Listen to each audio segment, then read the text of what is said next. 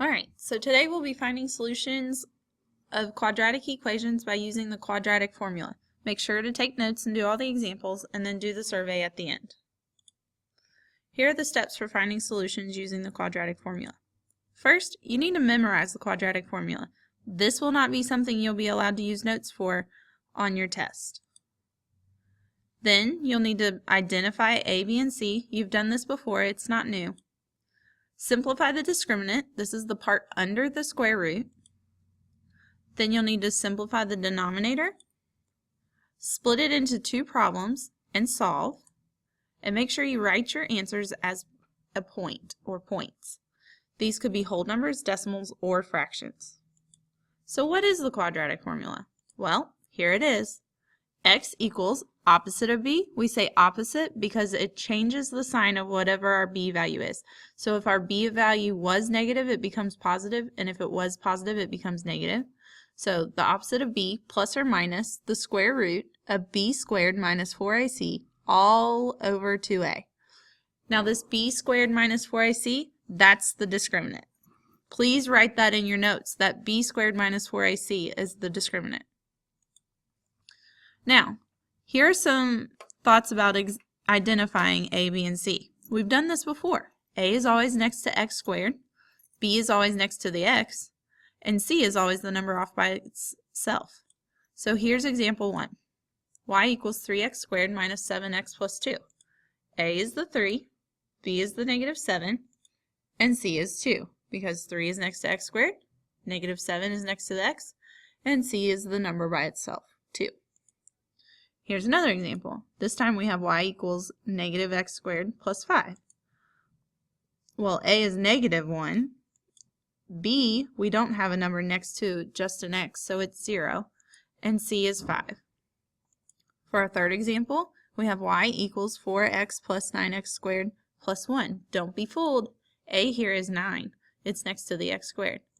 B is 4 because it's next to the x, and c is off by itself. It's 1. So let's use these examples now to solve. So given your first example, we've already identified a, b, and c. We just have to plug it into our formula. When we plug it in, except for plugging in that first number, we're going to use parentheses. So we're going to do the opposite of b here. So that's where negative 7 becomes positive 7, plus or minus the square root of parentheses, negative 7, that's our b value, squared, that squared is always on the outside of the parentheses, minus 4 times a times c, so a is 3, c is 2, all divided by 2 times a. So the next step was to simplify the discriminant and the denominator. So in my calculator, I just put negative 7 parentheses squared minus 4 parentheses 3 parentheses 2. I don't put the square root in. So when I do that, I get 25. So now I have 7 plus or minus the square root of 25. Simplifying the discriminant, 2 times 3 is just 6. So now I've simplified this problem immensely. Now we split it into two separate problems. This plus or minus, I'm going to make one a plus and one a minus. Then, when I put this into my calculator, I'm going to put 7 plus the square root of 25. Then I'm going to hit enter, and then I'm going to hit divided by 6. Then I'm going to hit and then I'm going to do 7 minus the square root of 25, hit enter, and divide that by 6. When you do, you'll get x equals 2 and x equals 0.33333. Rounding to 2 decimals is plenty for us. So we get the points 2, 0, and 0.330. At this point, please draw a triangle on the center of your page. Here's the second example. Again, we've already been given a, b, and c, so I plug that into my formula, being very careful with my signs. Then I simplify the discriminant, so I'm going to put parentheses 0, parentheses squared minus 4, parentheses negative 1, parentheses 5, parentheses into my calculator. No square roots yet. And when I do that, I get 20. And simplify the denominator, 2 times negative 1 is negative 2. Now I split it into two problems by breaking this plus or minus into a plus and a minus.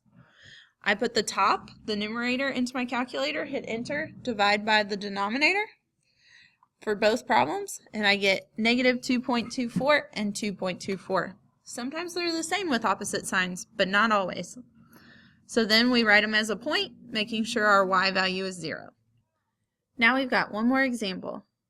So again, we're going to plug into our formula, making sure we change the sign of b, and we put b squared minus 4ac in. Make sure you put the right values in for the correct variables. Then we're going to simplify the discriminant, just the piece under the square root. Now, when you do that, this time you get a negative 20.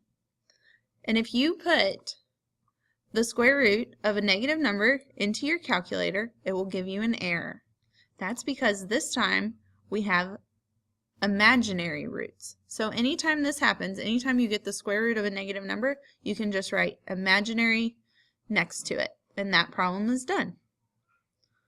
So here are some things to remember. Often you'll get multiple answers.